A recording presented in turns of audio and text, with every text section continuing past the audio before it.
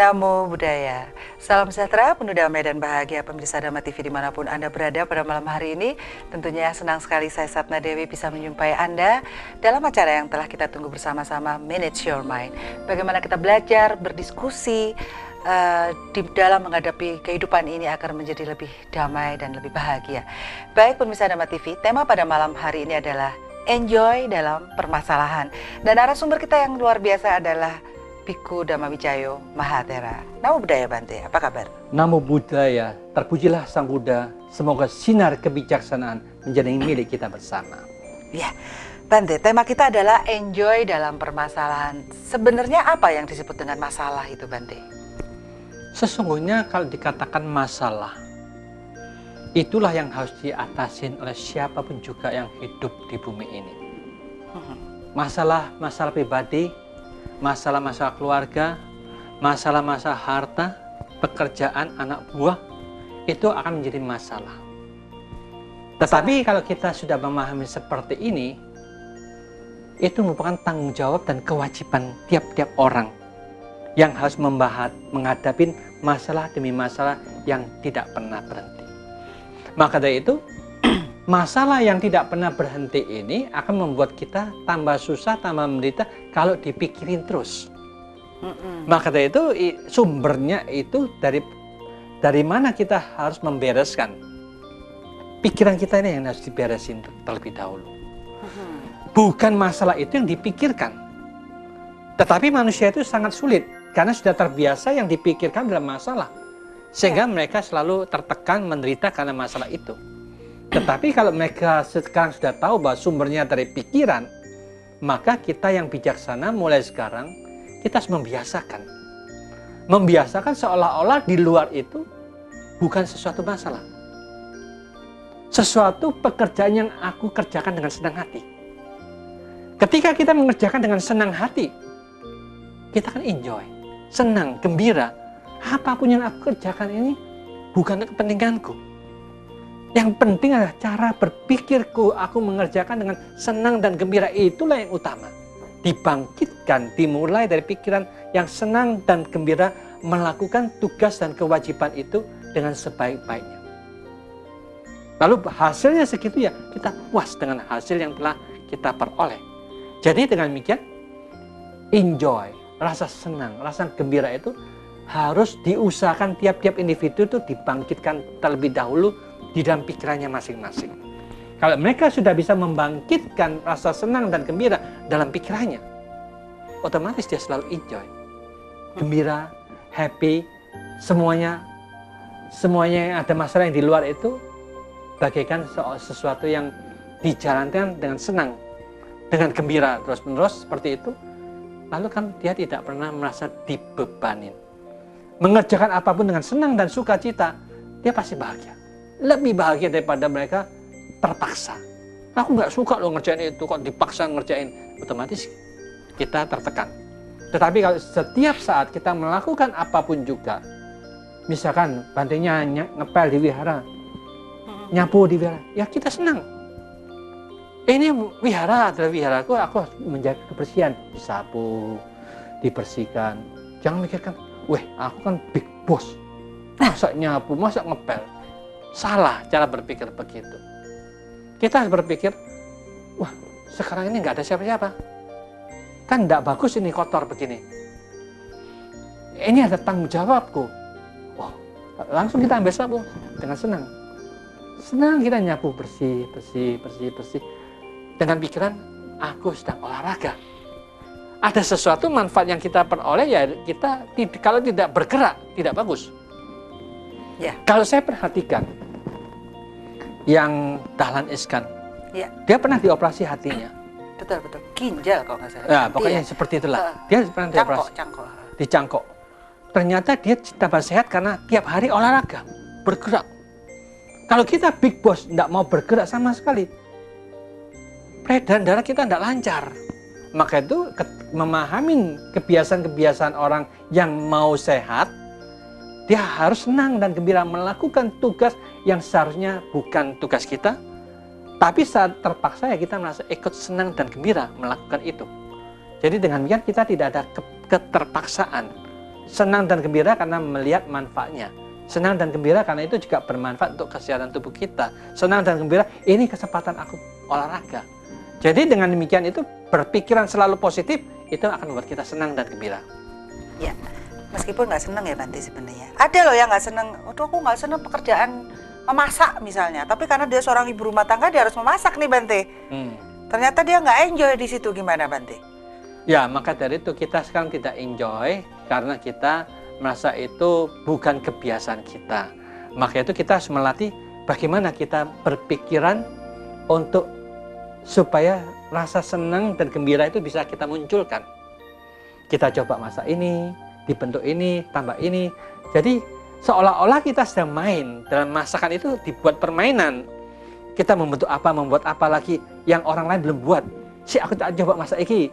Jadi kreativitas itu dicurahkan sana, rasa gembira, rasa bahagia untuk menciptakan sesuatu. Kalau kita suruh masak ini kok puancat, monoton, itu membuat kita tambah nggak senang. Tetapi kalau kita kreatif, dengan senang gembira untuk bisa menciptakan sesuatu yang belum pernah ada, masakan apa yang belum pernah diciptakan, kita bentuk, kita buat. Jadi itulah kreativitas kita akan muncul, kita membuat sesuatu, juga memikirkan apa yang terbaik yang bisa kita buat. Dan mutunya apa untuk kesehatan anak kita, cucu kita. Jadi ketika kita membuat masakan itu, tahu manfaatnya, oksidannya tinggi, kebersihannya baik, terjaga dengan enak, bisa dibuat variasi yang indah dan macam-macam, seninya ada. Jadi kreativitas akan terbentuk, senang dan gembira akan terwujud.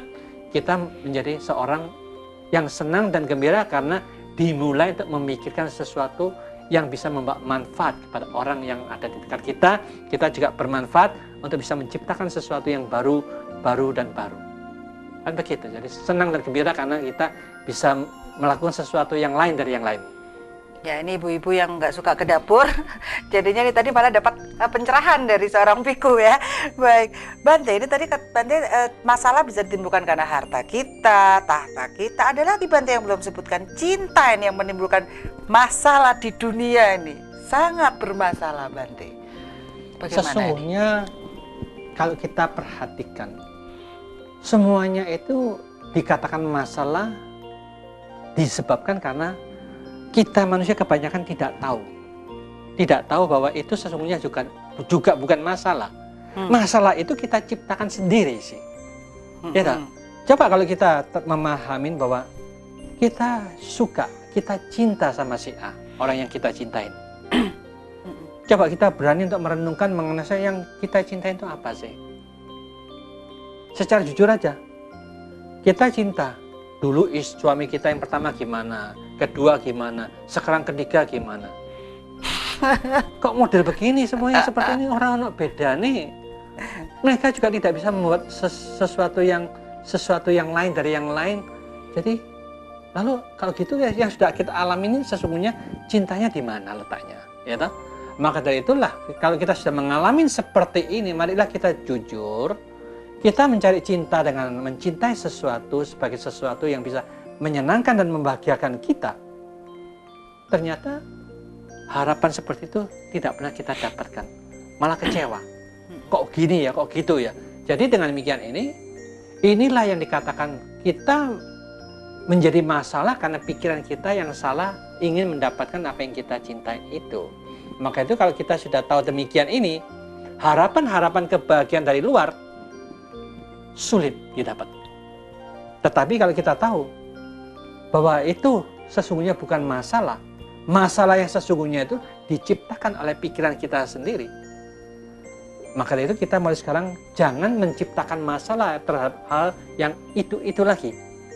Maka dari itu sekarang kita harus menjadi manusia yang bijaksana untuk merenungkan dan kejujuran, keberanian untuk menganalisa. Kalau memang kehidupan kita semuanya itu kebanyakan menderita gara-gara harta, gara-gara orang yang kita cintain ini, gara-gara rumah tangga kita, pekerjaan kita, ini yang jadi masalah. Ini yang membuat kita menderita karena kita anggap itu masalah. Karena kita anggap itu 99,999% penting. Aduh, iya. Aduh, aduh, aduh. Akibatnya penderitaan muncul dalam pikiran kita. Karena pikiran itu nilainya kecil. 0,00001%, sangat-sangat kecil. Nah, kesalahan dalam mindset yang seperti itu yang menyebabkan kita menderita. Tapi sesungguhnya kalau kita bisa dibalik, masalah apapun juga yang di dunia itu sesungguhnya bukan masalah. Karena mereka nilainya kecil. 0,00001%. Batin dan pikiran kita ini loh, 99,9999%. Sangat tinggi nilainya. Sangat berharga. Ini berlian yang harus dijaga. Mereka semua itu yang menyebabkan kita menderita. Ada lumpur-lumpur yang mengotori batin dan pikiran kita yang membuat kita kena virus, membuat kita menderita, membuat kita sedih, membuat kita stres. Gara-gara mereka semuanya. Karena salah penilaian kita. Kalau kita sudah memahami itu kecil, apapun yang terjadi, kecil lah. Karena kita ada sesuatu yang lebih berharga. Batin dan pikiran kita sangat berharga, sangat tinggi. Kita jaga, rawat dengan sebaik-baiknya. Jangan dibuat menderita oleh masalah itu.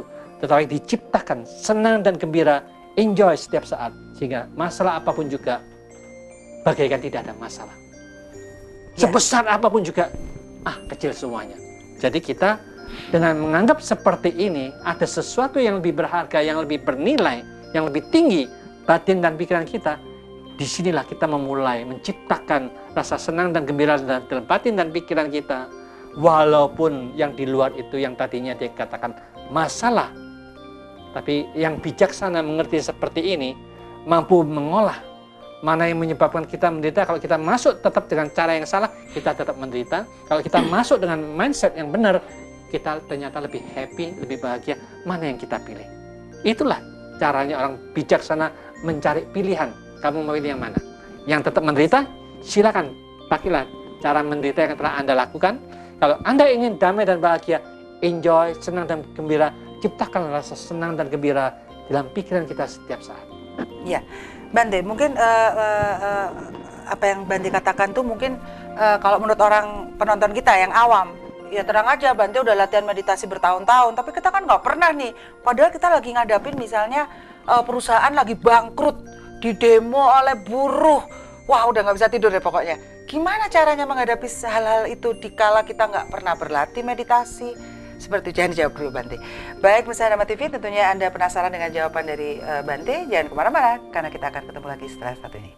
Baik, selamat malam bagi Anda yang baru memutar channel Dharma TV. Tentunya senang sekali saya Satna Dewi bisa menyumpai Anda pada malam hari ini dan berbagi informasi tentang bagaimana membuat hidup menjadi lebih bahagia dan lebih damai.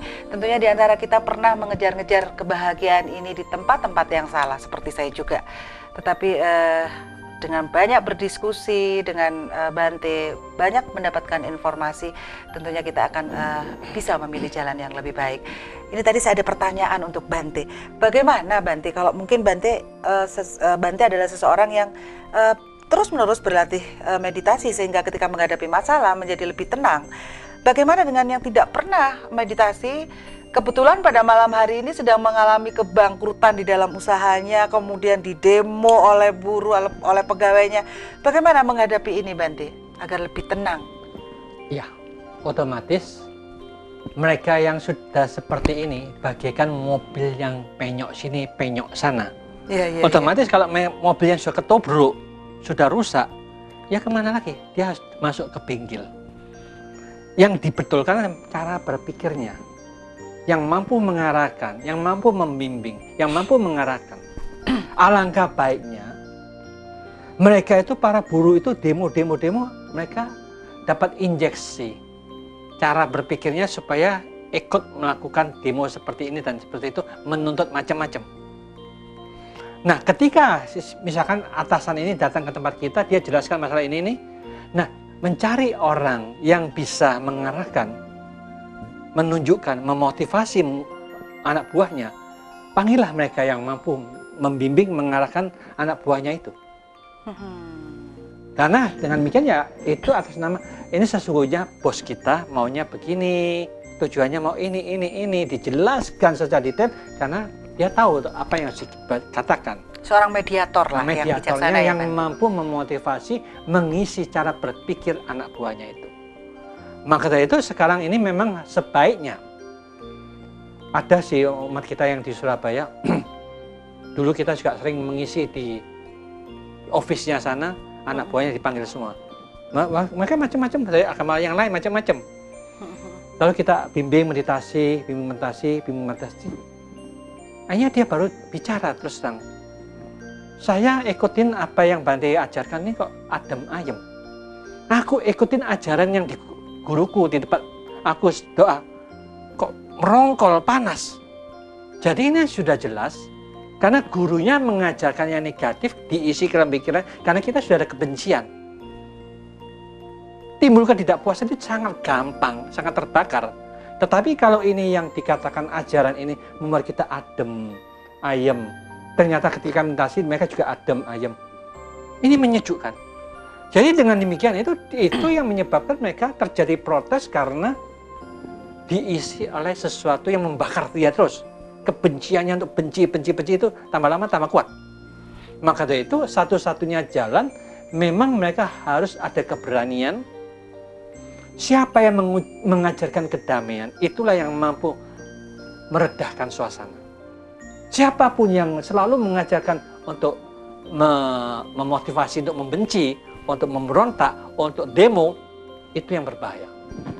Maka dari itu kita cari orang yang mampu meredakan, memotivasi, membuat adem ayem, sehingga itu yang mampu menyelesaikan semua masalah. Jadi mungkin memanggil seorang rohaniawan atau biku yang bisa mengajak mereka, Bante. Memang saya perhatikan ini. Tidak semua biku bisa. Karena memang pikiran ini tidak serta-merta dia jadi biku langsung seperti Sang Buddha gitu, pandai gitu, enggak. Karena semua itu kan berproses. Ya. Berproses sudah berapa lama perkembangan kebijaksanaan mereka itu untuk merenungkan, menganalisa bagaimana untuk mengatasi masalah demi masalah itu. Jadi dengan demikian makin lama kita akan memahami bagaimana itu untuk mengatasi sedikit demi sedikit masalah dari tiap-tiap orang itu, poin-poinnya apa, disitulah kita ambil poinnya. Kalau mereka tidak tahu poin utamanya, muter bulat aja cerita ini cerita itu, tapi tidak to the point. Kalau to the point ini yang intinya itu dikupas, diberesin.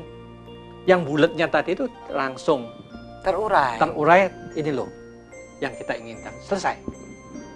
Dan maka dari itulah itu memang membutuhkan orang-orang yang sungguh piawai lah, sungguh bijaksana yang mampu mengatasi semua ini. Seharusnya kalau kita mau dibisniskan ini mahal. Iya, Bante. Ada penganalisaan data ini ya. Ya, itu dia. Sumber masalahnya apa? Kadang kan di demo buruh yang terjadi ini dari mulai sampai kemarin ya, Bante, yang saya lihat selalu terjadi demo buruh, selalu terjadi seperti ini dan itu menyangkut ribuan orang. Masalah gaji seperti itu, Bante. Tidak ada pintu untuk mereka bisa berdiskusi dengan enak, mencari jalan keluar seperti itu. Kadang-kadang ya itu tadi yang bulatnya itu di situ, Bante. Begitu banyak orang kan, ada provokatornya lagi di situ. Ya, maka dari itulah jadi dengan demikian ya memang seharusnya pemerintah itu sebagai mediator, tapi mediatornya juga tidak bijaksana. Ya, tidak bisa diselesaikan juga ya, no? Sulit memang. Ya. Satu-satunya jalan ya mereka harus to the point, dibereskan mindsetnya itu aja. Iya. Mungkin ada pengusaha-pengusaha yang mungkin ingin berlatih meditasi ketika ada masalah, sejenak mengundurkan diri terus masuk wihara gitu ya, Bante ya? Ya jangan ada masalah baru masuk. Sekarang aja ya? Sekarang lebih santai, ini kesempatan untuk melatih menata cara berpikir yang benar bagaimana. Yang adil dan bijaksana. Iyalah. Iya, Bante, itu tadi masalah buruh. Banyak dari keluarga-keluarga kita dan tentunya di penonton-penonton kita. Saya kemarin juga bertemu dengan seseorang ibu yang anaknya itu sampai usia mungkin sekitar 21 tahun itu bolak-balik masuk rumah sakit, Bante. dia merasa sudah angkat tangan lah seperti itu Bante, sudah segala daya upaya lah dia lakukan untuk bagaimana mengobati anak ini, tapi ternyata ya mati enggak, hidup juga enggak gitu loh, seperti itu Bante. Bagaimana menghadapi masalah yang berada di ambang ini? Di ambang ya Bante ya. Gimana untuk menguatkan hati lah? Ya, memang ini serba rumit ya, karena masalah ini kan sesungguhnya kalau kita dilihat dari versi Dhamma, ini merupakan saat ini adalah buah karma negatif yang sedang dominan. Buah karma yang negatif yang sedang dominan itu disebabkan karena siapapun juga yang sakit-sakitan, yang punya usia akan bisa mengalami pemotongan pendek pada saat itu akan kematian terjadi, disebabkan karena kita sering membunuh, menyakiti makhluk hidup yang lain di waktu kehidupan yang lampau. Nah, kalau kita memahami percaya sama hukum karma seperti ini, di situ ada way out-nya. Sinilah letaknya, dia bisa diobatin, bisa disembuhkan, tergantung yang dulu itu karmanya berat atau tidak. Kalau karmanya berat sekali, tidak ada kekuatan yang bisa menyebabkan, bisa membantu sama sekali. Yang bisa adalah harus menerima buah karmanya itu sendiri. Tetapi kalau dia memang tidak terlalu berat, masih bisa dijalankan, itu bisa direvisi. Karena ada umat kita di Tangerang, dia seorang insinyur, laki-laki.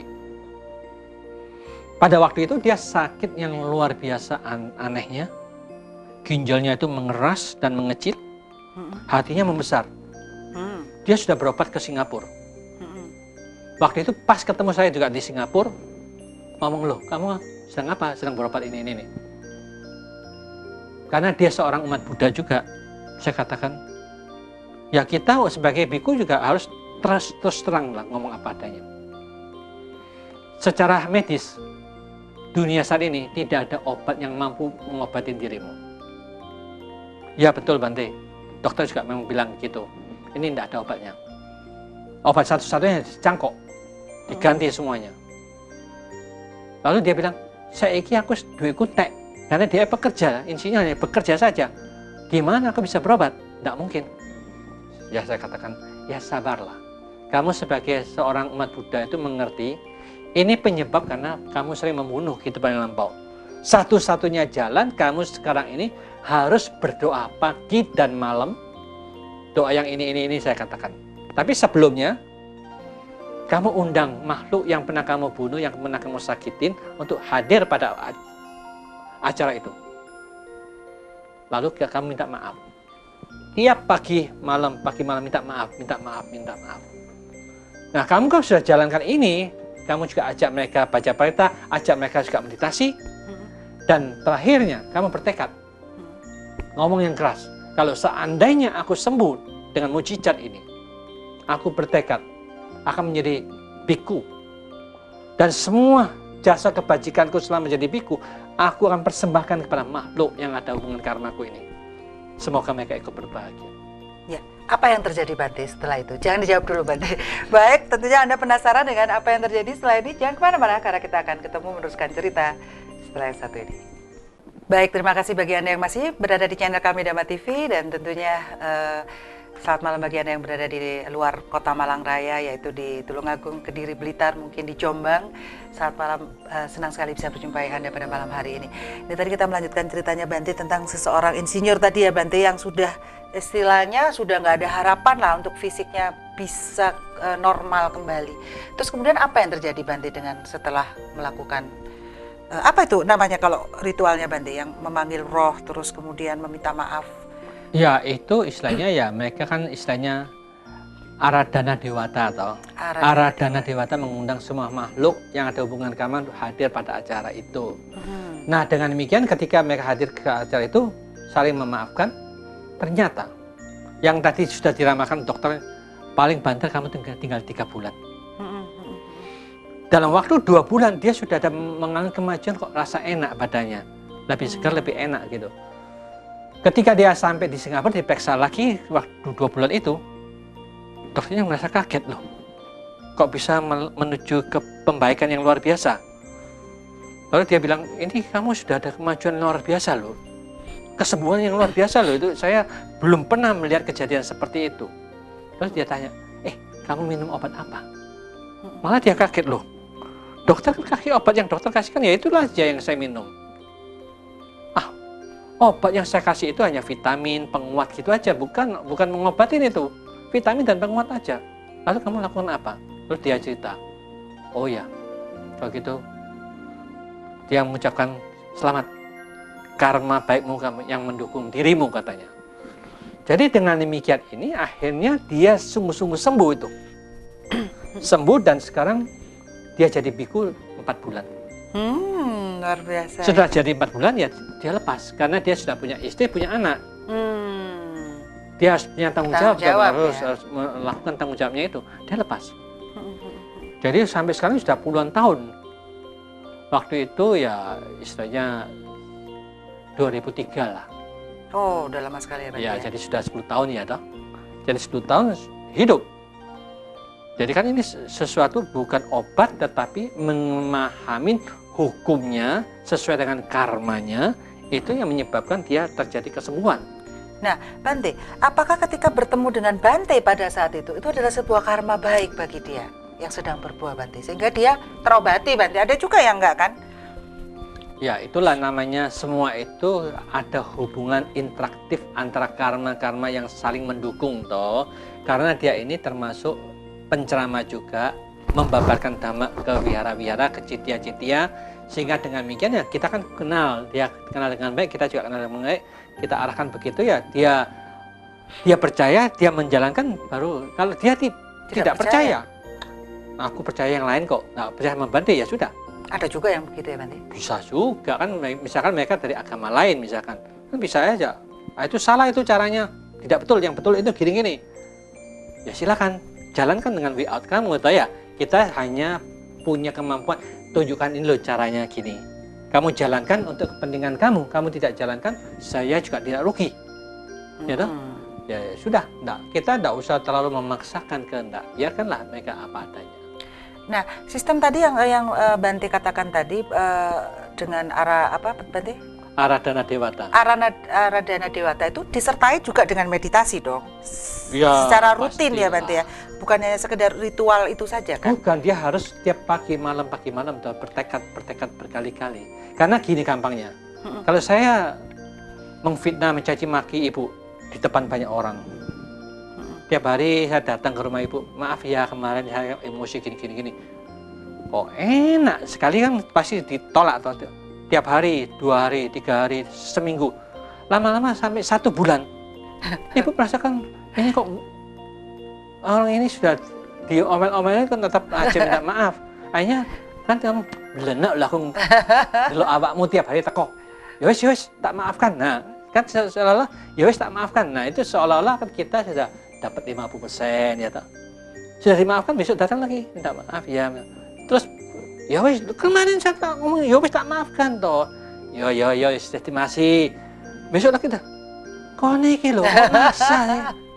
Akhirnya dia dengan sungguh-sungguh berkali-kali seperti itu, otomatis orang ya wis maafkan saya total lah. Lama-lama begitu, kadang belenaknya, bosannya, minta maaf terus ya. Seperti itulah. Jadi kalau tiap hari minta maaf kepada mereka, lama-lama makhluk itu ya sakno ya. Wis tahan sekali, seminggu, sebulan terus jaluk maaf ini. Ya sudah, saya maafkan. Itu akan membentuk ahosi karma. Ahosi karma. Ya, yang seharusnya dia berbuat sesuatu yang negatif sehingga terpotong bersih. Tidak akan terjadi yang negatif itu. Karena itulah dia melakukan kewajaran. sesuatu yang positif lebih besar. Ya, seperti itulah. itu ya, Bante, secara hukum energi ya. Berarti pertobatan itu tidak cukup sekali ya, Bante? Sesungguhnya tidak ada istilahnya pertobatan. Yang ada itu adalah untuk memahami antara air dan garam itu. Kalau pertobatan seolah-olah sekarang kita ada air dan garam, kita bertobat langsung bersih airnya. Tidak seperti itu. Ya, tidak instan. Pertobatan itu bukan seperti itu, tetapi kita adalah menyadarin bahwa kita ini sudah membentuk karma positif dan negatif yang begitu banyaknya. Yang mana yang lebih dominan, negatifnya atau positifnya? Kalau negatifnya yang lebih dominan berarti aslinya luar biasa. Kita mengalami problem yang terus tidak pernah berhenti. Jadi bukan cukup kita bertobat, tetapi kita memahami bagaimana untuk mengatasi semua itu. Kita sering menetesin air. Tetesin air sebanyak-banyaknya. Yang tadi 1 gelas dengan 2 sendok asin. Sekarang airnya ditetesin terus, lama-lama jadi 1 galon. Lama-lama jadi 1 akuarium. Lama-lama jadi 1 kolam renang. Jadi makin banyak airnya, itu berarti dominasi asinnya itu kan tetap ada, tapi tidak terlalu asin. Itulah namanya menetralisir dengan menanam kebajikan sebanyak yang bisa kita lakukan. Yang sangat simpel, tidak usah keluar duit, yaitu dengan menyebutkan sadar, damai terus menerus. Itu akan menjadi air yang menetralkan supaya tidak bertambah asinnya. Ya, Bante, ini kita topik enjoy dalam permasalahan ini.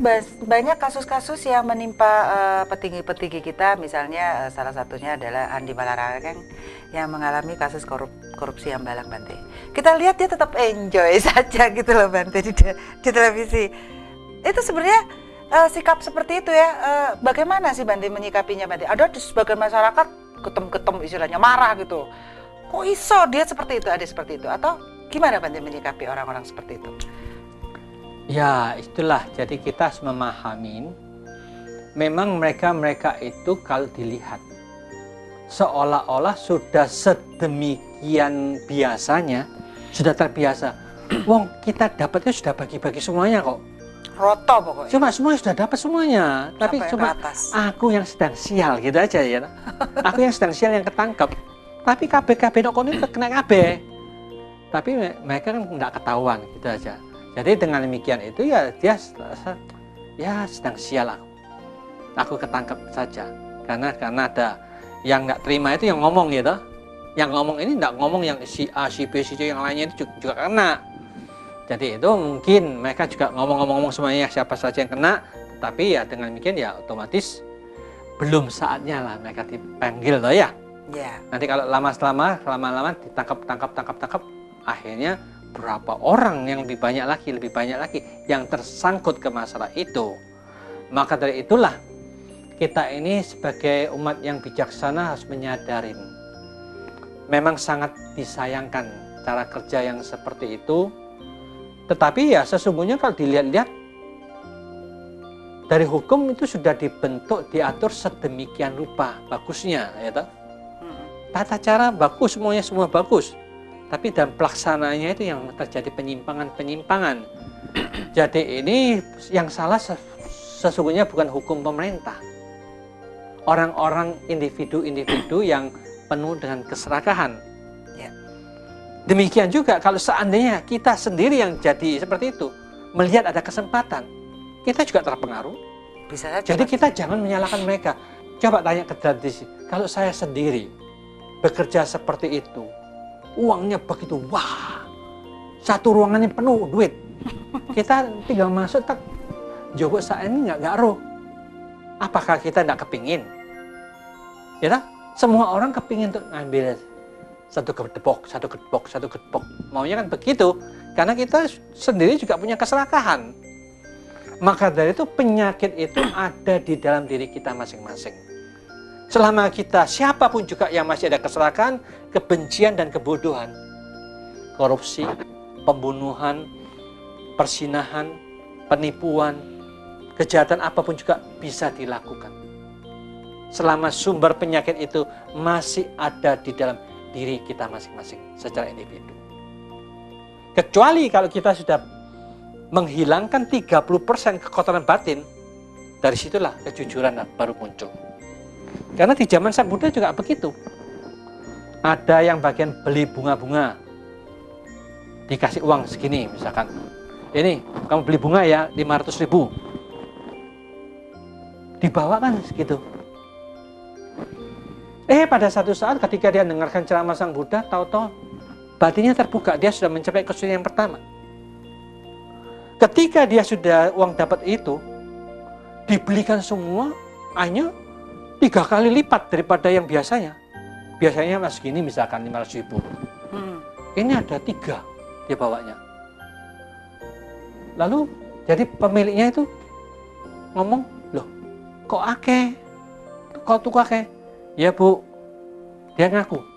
Dulu kita memang ambil 2/3, yang sepertiga saya belikan bunga, 2/3 saya kantongin. Sekarang saya sadar semuanya saya belikan.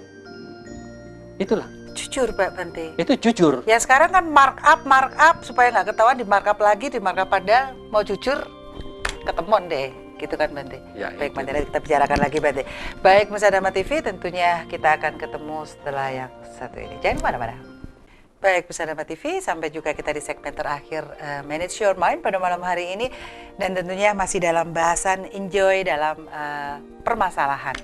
Baik, banyak sekali masalah-masalah. Mungkin di penonton kita juga ada yang di dalam satu keluarga, Bante, biasanya yang menjaga nama baik, menjaga martabat. Ternyata kehidupan anak-anaknya tidaklah sebaik yang orang tua duga. Ada kasus perceraian, perpisahan seperti itu, Bante. Bagaimana sebagai orang tua menghadapi masalah-masalah yang seperti ini, Bante? Memang, jadi masalah itu bisa muncul karena masing-masing orang itu tidak tahu hidup itu yang harus dijalani model apa itu. Maka itu karena bingungnya, kita jujur aja, bacalah kitab suci dengan sungguh-sungguh. Di Sang Buddha punya ajaran itu begitu jelas, begitu terang. Tanggung jawab seorang suami itu gimana? Tanggung jawab seorang orang tua itu gimana? Tanggung jawab anak itu gimana? Tanggung jawab istri itu gimana? Kalau ini tanggung jawabnya, kewajibannya dijalankan, mereka sedang ngikutin cara yang wajar, yang secara umum. Tetapi tanggung jawab secara pribadi juga harus dijalankan. Maka dengan demikian ini, selama jalan itu tidak diketahui dan podo-podo nggak rone, ngawur kabeh, nobruk sini, nobruk sana.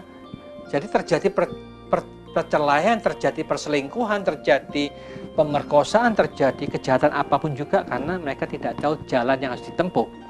Jadi semuanya pokoknya aku yang mau tembak gitu aja ya, jalankan gitu aja. Jadi dengan demikian dia tidak tahu itu benar atau salah, tanpa perenungan, tanpa kebijaksanaan yang mereka kembangkan. Maka dari itu satu-satunya jalan mulai sekarang ya kita harus berani. Masing-masing orang itu membaca apa sih yang Sang Buddha ajarkan itu, kewajiban kita itu apa saja. Maka itu kita bisa membuka di dalam buku dharma.com. Di situ itu ada ratusan judul, bagus-bagus bukunya, gratis lagi. Jadi kalau kita gratis, kita bagus, tapi mencerdaskan masyarakat, mencerdaskan semua makhluk. Ini adalah pemberian yang tidak ada pamrih. Inilah sesuatu harga yang sangat tinggi. Kitab suci semuanya ada di situ. Kita bisa buka. Jadi dengan demikian ini, kita harus mulai sekarang harus punya program untuk menjalankan ke jalan yang benar dan baik itu sendiri. Bukan hanya harta kedudukan, tapi yang harus dijalankan di dunia itu apa sih? Nggak buta, tidak tahu. Jadi dengan demikian itulah sayangnya manusia ini sekarang ini, agama cuma ada di KTP, tapi pelaksananya tidak ada sama sekali. Maka itu agama yang seperti inilah akan menjadi sampahnya masyarakat. Masyarakat melihat kok elek kabeh, yang punya agama yang tinggi-tinggi kok elek kabeh. Karena mereka tidak pernah menjalankan, menjadi sampah-sampah yang terlihat, akhirnya bau semuanya. Maka itu yang penting sekarang, ayolah kita bersama-sama, jalankanlah di dalam kehidupan ini apa yang terbaik yang bisa kita jalankan. Ucapan kita harus benar dan baik, tingkah laku kita harus benar dan baik. Ini merupakan jaminan tidak akan terjadi perceraian, perselingkuhan tidak akan terjadi. Mau limo dijalankan itu sudah luar biasa bagusnya. Ini ada pedoman wong Jawa mau limo, tapi mau disingkirkan, nggak perlu mau limo. Akhirnya mereka maunya apa? Bukan maunya mau apa? Ya. Mau apa? Apa? Cismi apa? Jadi dengan demikian ya mereka sembarangan aja, amburadul sesuka-sukanya mereka. Maunya seperti apa yang mereka inginkan gitu aja toh. Jadi semuanya diterjang, semuanya ditembak, semuanya dijalankan sesuai dengan nafsu keinginan mereka. Kalau mau lima dijalankan ini sebagai pedoman bersama, mata pencarian juga tidak baik.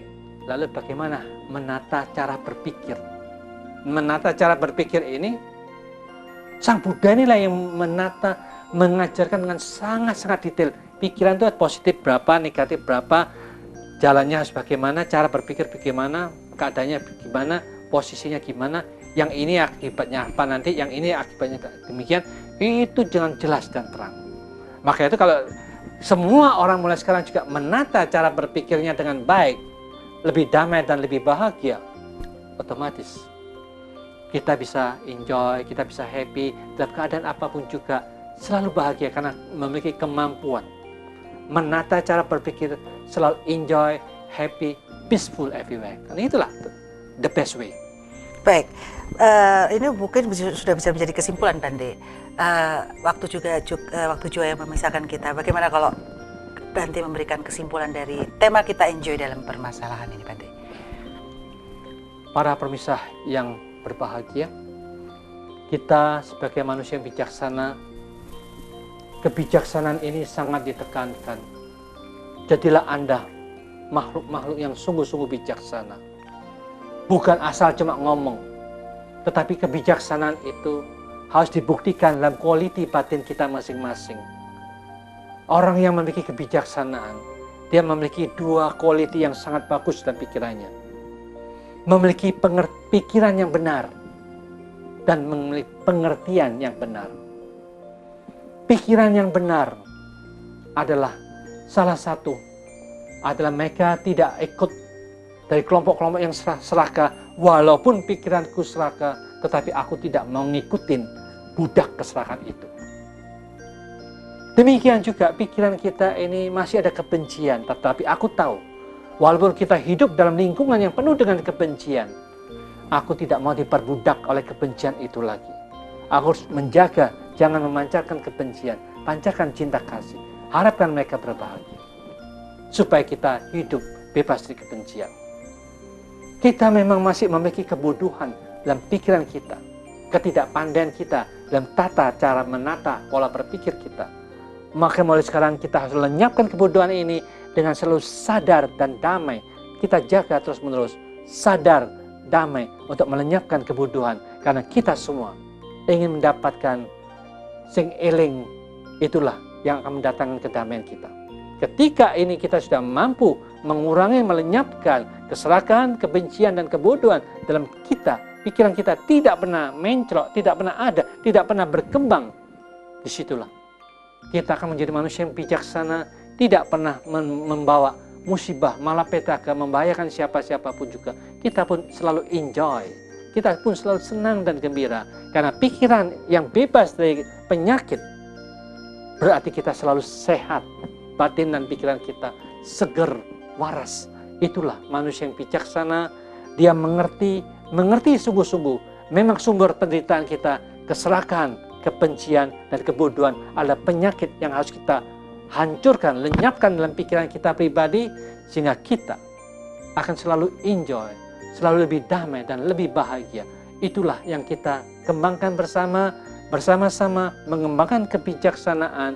Jagalah baik-baik pikiran ini, bebas dari kebencian, bebas dari keserakahan, bebas dari kebodohan, mampu menaklukkan semuanya itu. Anda akan jadi pemenang di dalam diri Anda sendiri, tidak pernah membuat problem kepada siapapun juga. Anda akan lebih fresh, lebih bebas, lebih merdeka di dalam menjalankan hidup damai dan bahagia. Yang Anda cari itu akan terwujud dalam kenyataan yang kita hadapin bersama. Semoga semua makhluk hidup berbahagia. Sekian, terima kasih. Ya, terima kasih Bante. Baik pemirsa Dhamma TV, bagaimana? Tetap enjoy dalam permasalahan yang Anda hadapi? Ternyata rahasianya itu tadi. Saya banyak belajar pada malam hari ini, dan tentunya saya harap Anda juga bisa belajar pada malam hari ini, membuat hidup kita lebih baik, jauh lebih baik, dan jauh lebih bahagia, juga lebih enjoy dalam menghadapi kehidupan ini. Baik pemirsa Dhamma TV, kata kunci kita jangan lupa yaitu mind it's not everything, but everything is from mind. So, manage your mind. Saya Satna Dewi beserta kru Dhamma TV mengucapkan banyak terima kasih atas perhatian Anda, dan tentunya mohon maaf jika ada salah kata pada malam hari ini. Kata terakhir dari saya adalah Sabe Sata Bhavantu Sukhitata. Semoga semua makhluk berbahagia.